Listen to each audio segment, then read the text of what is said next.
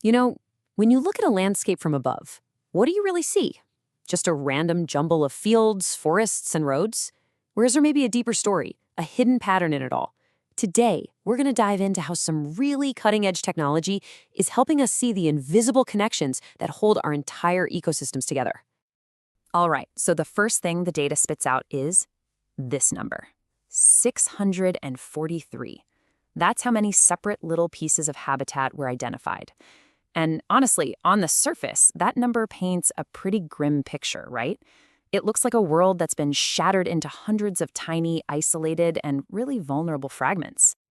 And that really brings us to the core question of this whole thing. Is the landscape really as broken as it looks? Is it just a collection of disconnected islands? Or is there something else going on? An underlying network, a hidden architecture that our eyes just can't see on their own? Okay, to even begin to answer that, we've got to talk about the core problem we're looking at here, habitat fragmentation. It's exactly what it sounds like, natural environments getting broken up into smaller and smaller pieces. And it is without a doubt one of the biggest challenges in conservation today. Now, here's where it gets really interesting, because these numbers seem to back up our worst fears. The average patch size is just a little over 1 hectare. I mean, that is incredibly small. But look at that total edge length. 336 kilometers. That tells you these aren't nice, simple, round patches. Nope, they're complex and jagged, which maximizes their exposure and, you'd think, their isolation.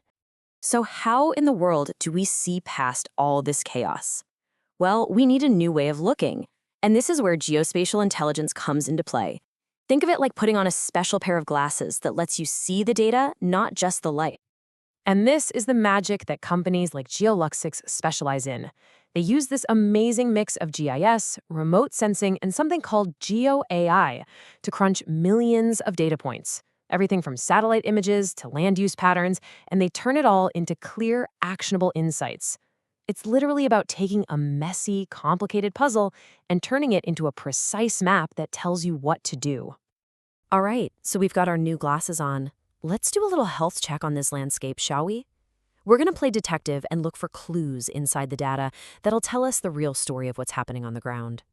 Okay, the first thing we're looking for, and this is absolutely crucial, is something called connectivity. Now, this isn't just about whether two patches are physically touching.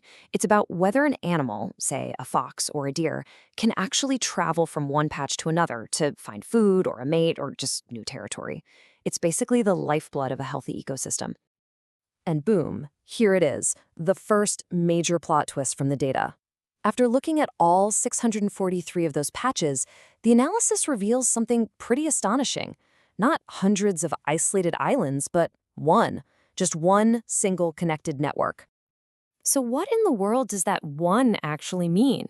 It means that if an animal can cross a gap of 500 meters, and a lot of them can, it can get from any patch in this entire landscape to any other patch. What looked like a totally broken system is actually a fully functional wildlife superhighway. It's incredible. Okay, so we've established it's a highway system. That's huge. But every good highway system needs a hub, right? A main city? That's our next clue. Patch dominance. We need to figure out if this network is just a web of small, equal paths or if it's anchored by a massive, vital core. And wow, does this chart spell it out for us? One single patch, just one, of those 643 accounts for over 40% of the entire habitat area. This isn't just another stop along the highway. This is the heart of the whole system. It's very likely the main source of wildlife that populates all those other little patches. So, you take these two massive clues, the high connectivity and this one dominant core, and suddenly the true nature of this landscape just snaps into focus. I mean, listen to this, directly from the report itself. It confirms this massive shift in perspective, and what a shift it is.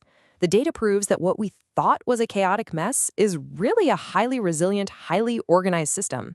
This is the hidden truth that was there the whole time, just waiting for the right tools to find it. So this is the so what moment. This is amazing information, but what do you do with it? This isn't just some academic exercise. This new understanding completely changes how we should approach conservation for this area. This is where we go from just guessing to knowing. Conservationists can now identify evidence-based biodiversity corridors, not just hopeful lines on a map. They can actually quantify connectivity, turning a vague idea into a hard number that city planners can use. And the best part? This whole method can be scaled up to bigger regions, letting us truly integrate data-driven conservation right into our urban planning. So, at the end of the day, this isn't just some dusty report. It's a roadmap, a data-driven roadmap. It tells us, hey, stop trying to save 643 tiny islands and start protecting the one massive interconnected system that's already working. It's just a smarter, more efficient, and way more effective approach to conservation. And that really leaves you wondering, doesn't it? We've just seen how data can reveal these invisible superhighways running through a forest. So it makes you think, what other vital, unseen connections are all around us? In our cities, in our oceans, even in our societies, just waiting for the right lens to bring them into view?